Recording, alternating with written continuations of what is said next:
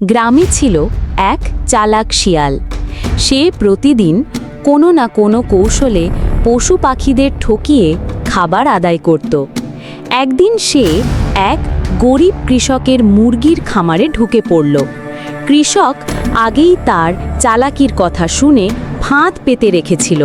শিয়ালটি খামারে ঢুকেই এক মুরগি ধরল। তখনই তার পায়ে দড়ি জড়িয়ে গেল। সে যতই ছটফট করল ততই দড়ি শক্ত হতে লাগল। কৃষক ছুটে এসে শিয়ালটিকে ধরে ফেলল। শিয়াল অনুনয় করে বলল, মাফ করে দাও, আর কখনো চুরি করব না।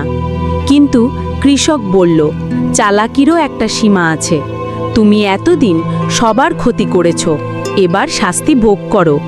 শিয়ালটির সেই দিন চালাকি তাকে বাঁচাতে পারেনি। তার কৌশলই আজ তার গলায় দড়ি হয়ে ফিরল। শিক্ষা: অতিরিক্ত চালাকি একদিন নিজের জন্যই বিপদ ডেকে আনে।